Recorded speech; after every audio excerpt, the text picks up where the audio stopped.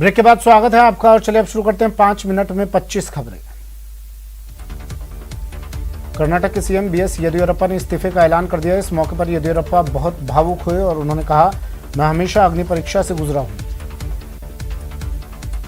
Monsoon सत्र का आज से दूसरा सप्ताह शुरू हो चुका है। कृषि कानून को लेकर दोनों सदनों में जमकर हंगामा हुआ। विपक्ष ने नारेबाजी की। कृषि कानूनों के विरोध में कांग्रेस ने अनोखा प्रदर्शन किया है। किसानों के समर्थन में राहुल गांधी ने ट्रैक्टर चलाया और ट्रैक्टर चलाकर खुद संसद पहुंचे। राहुल गांधी ने केंद्र सरकार पर निशाना साधा और कहा कि किसानों को दबाया जा रहा है, सरकार किसानों का हक छीन रही है, सरकार को ये काले कानून वापस लेने पड़ेंगे। आज करगिल दिवस की 22वीं सालगिरह है। पूरा देश शहीदों को नमन कर रहा है। कारगिल युद्ध में 537 रणबांकुरों ने जान गंवाई थी। द्रास में कारगिल युद्ध स्मारक पर आज मुख्य कार्यक्रम है।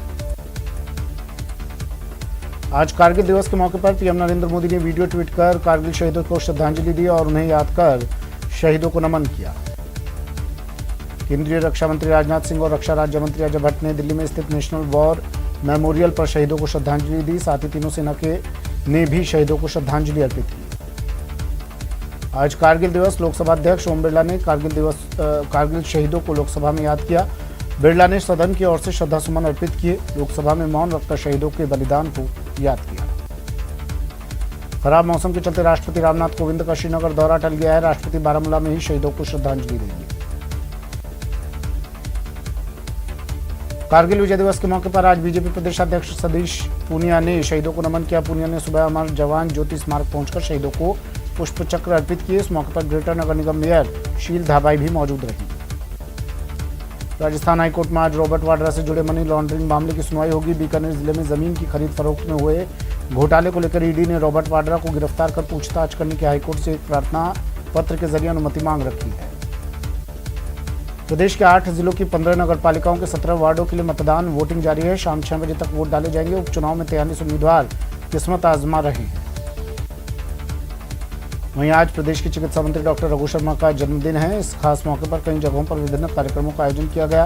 वहीं रघु शर्मा के आवास पर आज बड़ी संख्या में लोग पहुंचे और उन्हें जन्मदिन की शुभकामनाएं दी। कोरोना वैक्सीन को लेकर बीजेपी कांग्रेस में रार थमने का नाम नहीं ले रही है। इसे लेकर बीजेपी के प्रदेश महामंत्री मदन दिलावर ने कांग्रेस पर हमला बोला। उन्होंने कहा कि कांग्रेस ने देश पर लगातार 40 साल तक राज किया, लेकिन कोई वैक्सीन इतने कम समय में तैयार नहीं कर पाई। आरएएस भर्ती परीक्षा 2018 मामले को लेकर एबीवीपी ने शहीद स्मारक पर प्रदर्शन किया और भर्तियों में इंटरव्यू को समाप्त करने की मांग की है और आरएएस परीक्षा में निष्पक्ष जांच की मांग की।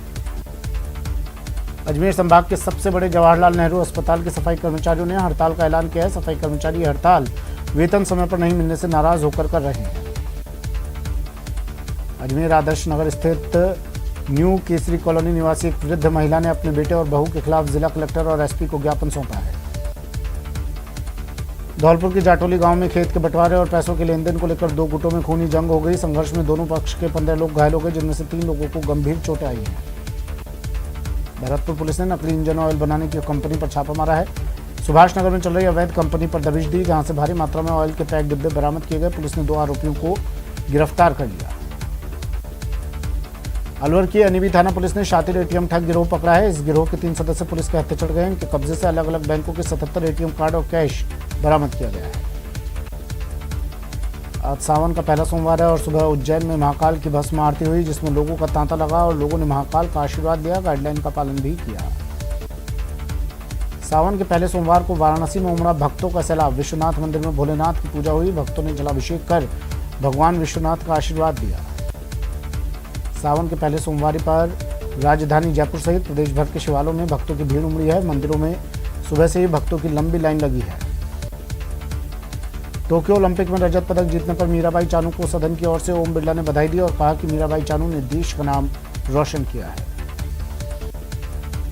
भारतीय तलवारबाज भवानी देवी ने अपने ओलंपिक पदार्पण पर आत्मविश्वास भरी शुरुआत कर आसानी से पहला मैच जीता, लेकिन आज दूसरे मैच में भवानी मेनन ब्रूनेट से हार गई और टोक्यो ओलंपिक से बाहर हो गई।